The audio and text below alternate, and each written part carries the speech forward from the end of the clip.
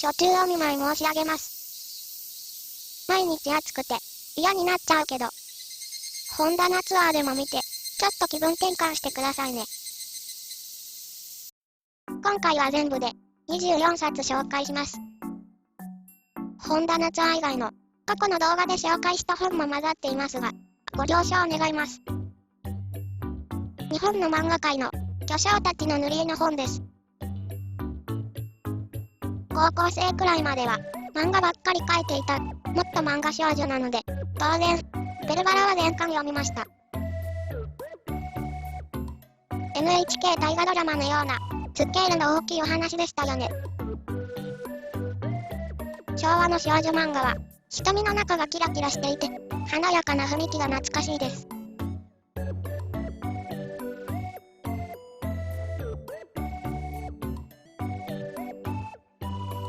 古橋ヨスカル様は、インクテンスで塗っています。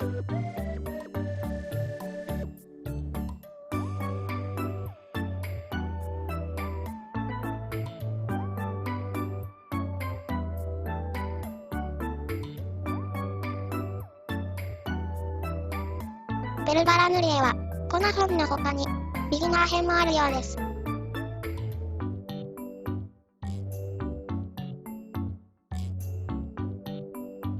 ガラスの仮面も、友達に単行本を借りて、夢中で読んだものです。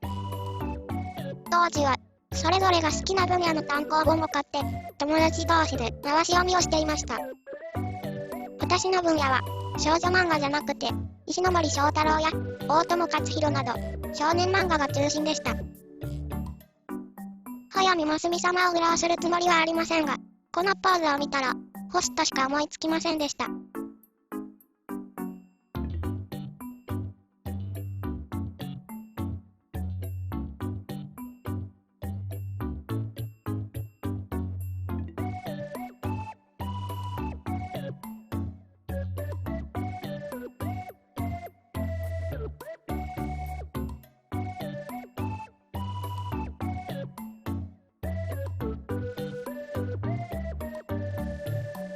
萩尾松先生の漫画は、ポーの一族が有名ですが、私は、特に SF ものが大好きでした。11人いるや、100億の昼と1000億の夜など、素晴らしい作品がたくさんありますよね。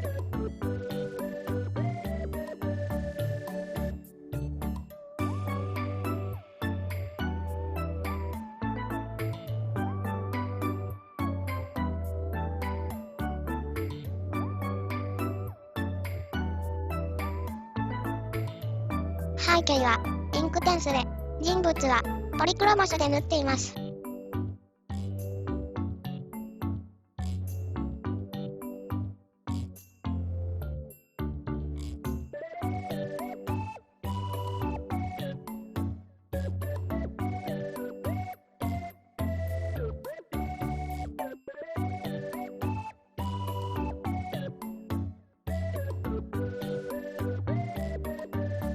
昔、プーケという少女漫画雑誌があって、松内先生の漫画をよく読んでいました。少女漫画の終わりには、結構シニカルで、大人っぽいストーリーだったと思います。垢抜けた印象の絵が、大好きでした。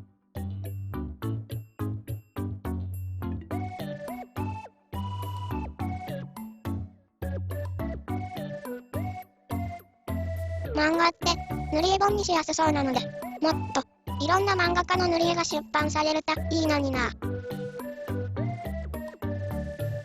イラストレーターとアーティストの線引きは難しいですが、ここでは私がアーティストだと思う方の本を紹介します。私が子供の頃はこの方のイラストのキャラクターグッズだらけでした。お姫様系が大嫌いな子供でしたが、大人になってみると高橋のイラストの素晴らしさがわかります。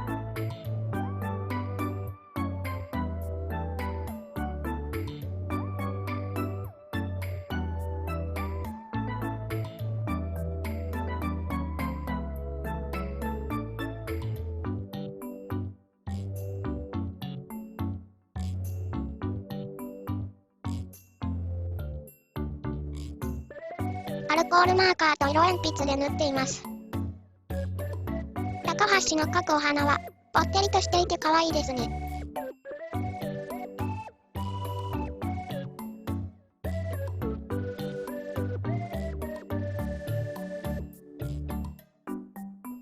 最近、高橋のイラストをパクっているような中華系の塗り絵をよく見かけますが、やはり、実力の違いが歴然としています。可愛くて、品のあるお姫様たちだと思います。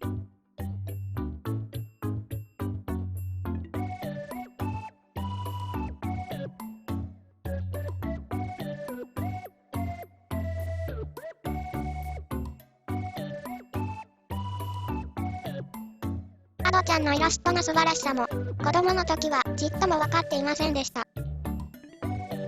誰にも真似できない、個性的なイラストですね。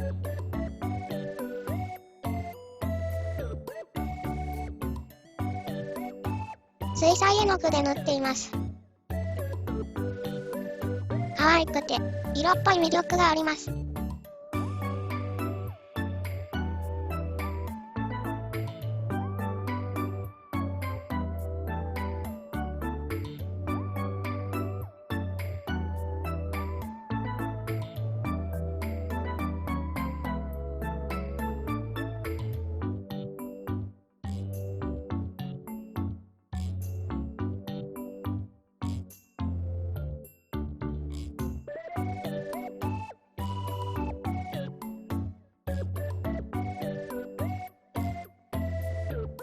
私が20代の頃は、あらゆる広告物に永田市のイラストが使われていました。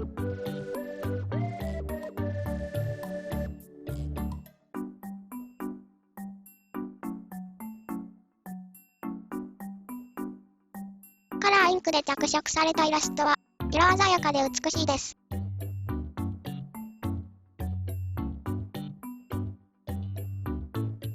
永田先生と一度会ってお話しする機会があったのですが、イラストと同じ可愛くて優しい雰囲気の素敵な方でした。こちらの本の方が先ほどの本よりも細かいイラストが多いです。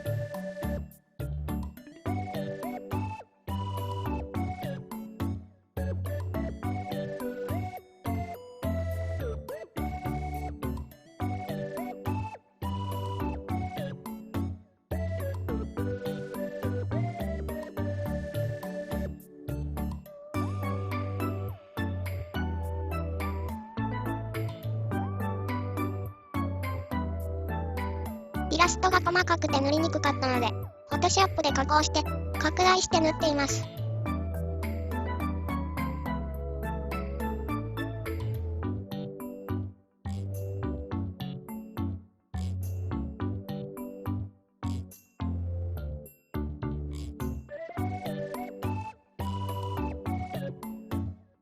昔は細かいイラストの塗り絵の方が好きだったのですが、年々大きくてシンプルなイラストの方が塗りやすくなってます。年を取ると好みも変わってきますね。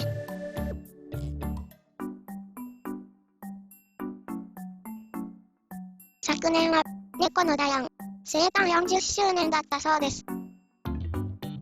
パステルで描かれたイラストは可愛くてミステリアスな雰囲気が魅力です。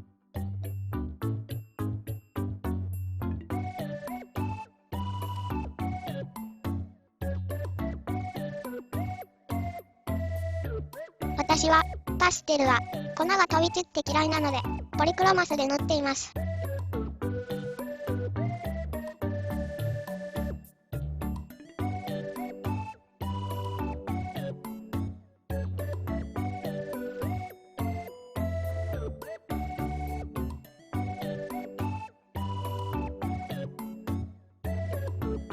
アーティストの田中健太郎さんの塗り絵です。渋くて個性的な絵柄はまさしく大人のための塗り絵といった感じ。お手本イラストのファインライナーを使った着色方法はぜひとも真似したいです。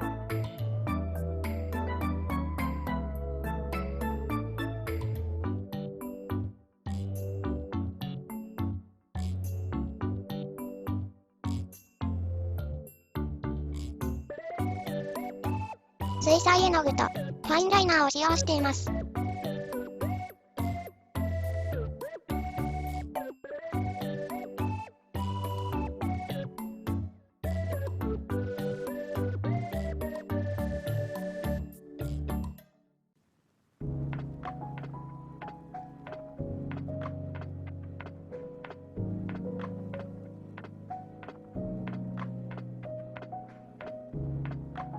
大大大好き。私の一押し、福野俊之さんの塗り絵です。この本は、すべてプリズマカラー色鉛筆で塗っています。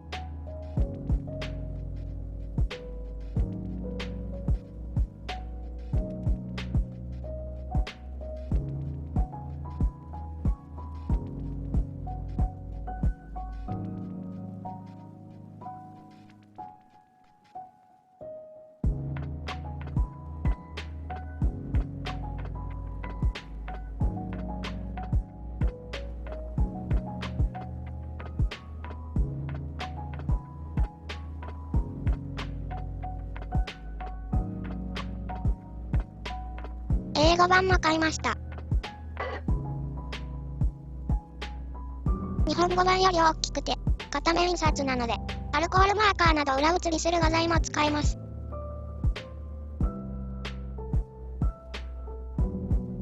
樋口優子さんの、まるで画集のような塗り絵の本です。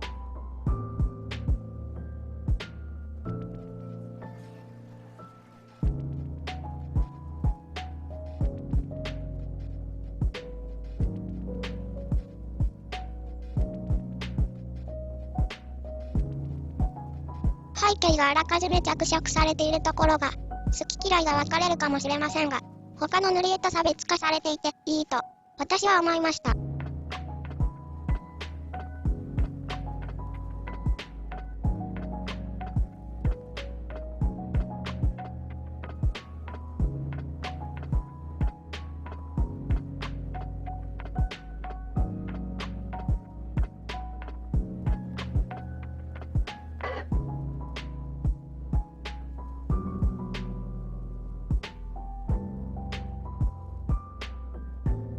松田健さんのイラストは、細かく描き込まれた線画が魅力です。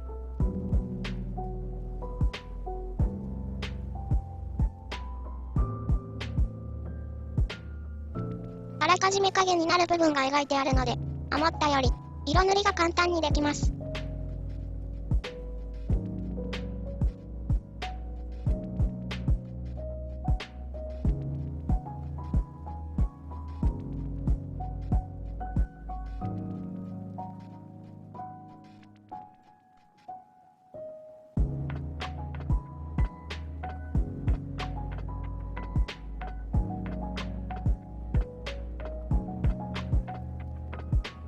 この方のイラストは、この本で初めて知りました。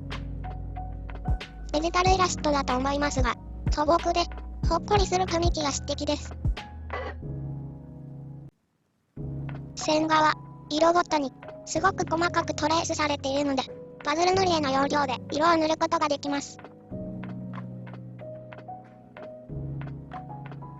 老眼の私は、なるべく細かくないイラストを選んで塗っていますけどね。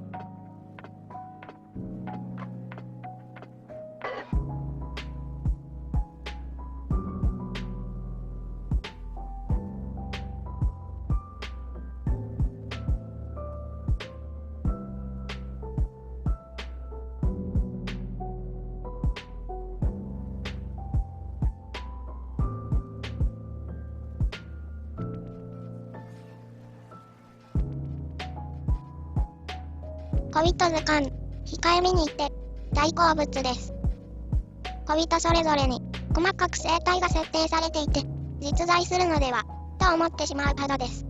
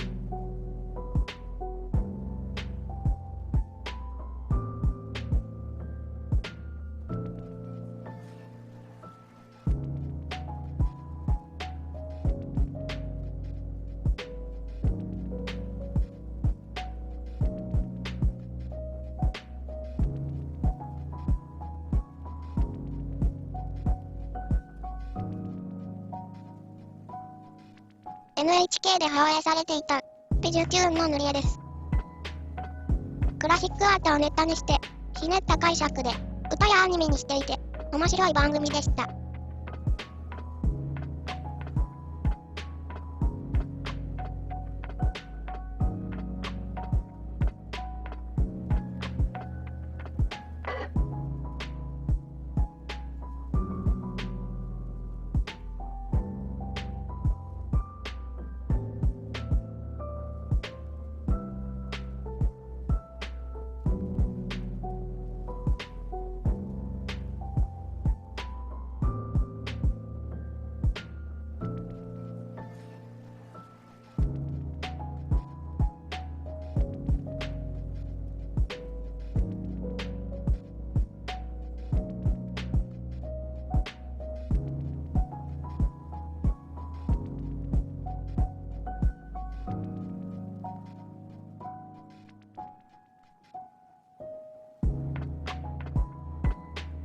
1975年からサンリオで発行している、いちご新聞に収録されていた、ポスターを塗り絵にした本です。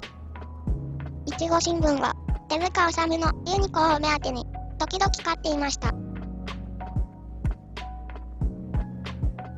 キティちゃんを筆頭に、日本のコンテンツは、世界に通用することを証明したサンリオは、立派なアーティスト集団だと思います。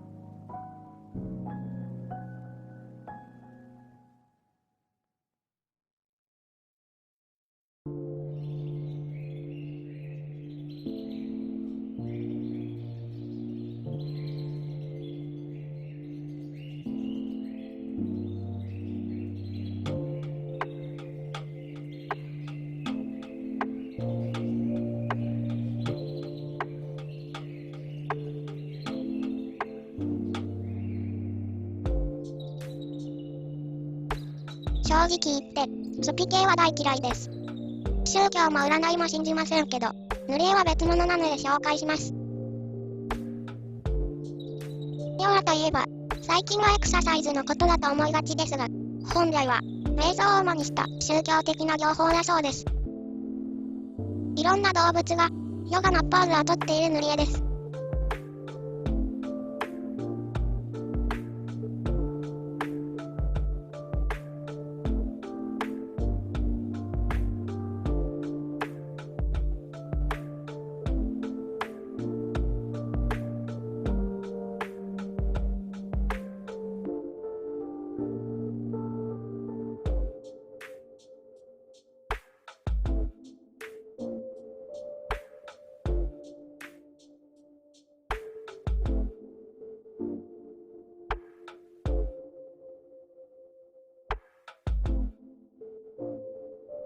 タロット占いをテーマにした塗り絵です。上手ではないけど、味のあるイラストに惹かれて買ってみました。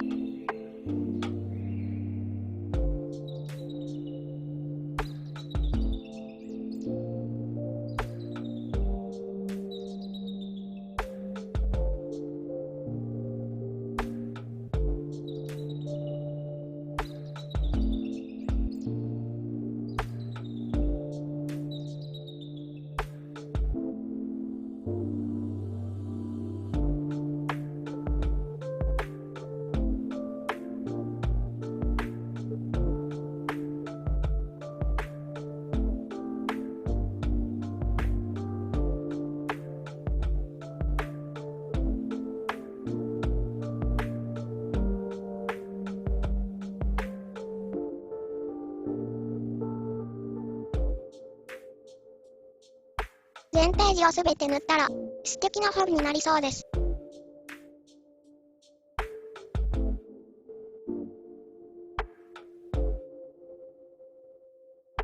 世界中にある、福招きと厄除けモチーフを塗り絵にしたものだそうです。シンプルで、可愛らしい絵柄が好きです。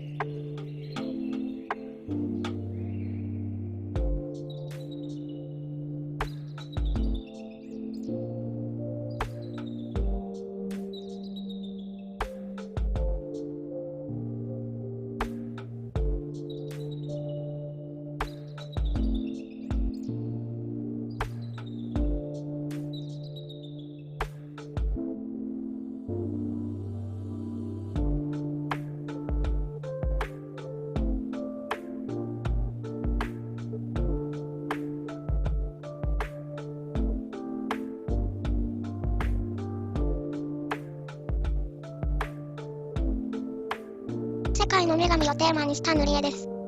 Amazon でセールで300円だったので買ってみました。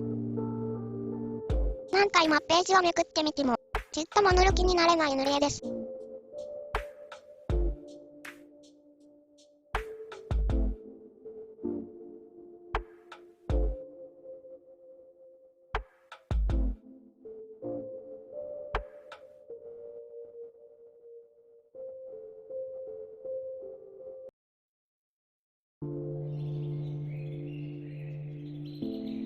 日本の神話の神様、自然由来の神様、死んだ後に神様として祀られた人、神様の使いなど、バラエティに富んだ神様塗り絵です。シンプルな線画で、背景も描いてないので、アレンジ自由自在です。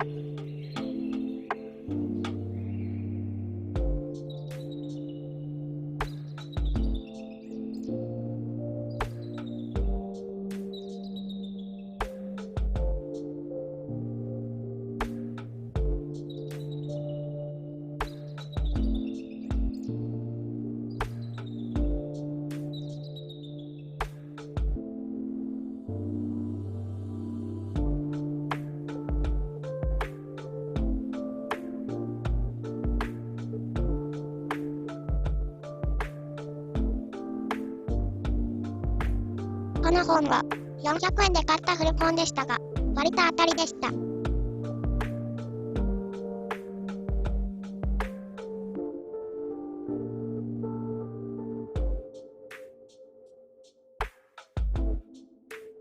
簡略化されている仏画なので、なぞりやすいし、それぞれの仏像の解説が面白かったです。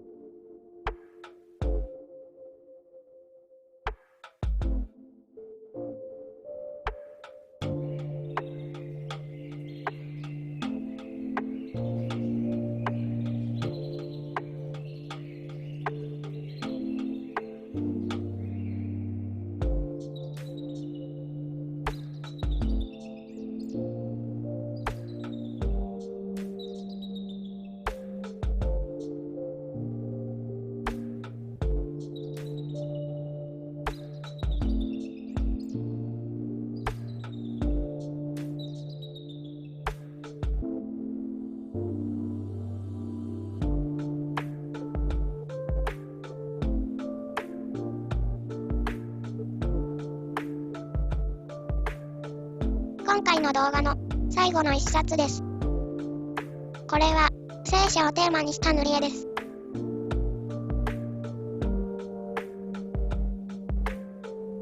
聖書の内容はよく知りませんが、塗り絵の本を見る限り、映えるシーンが多くて塗るのが面白いです。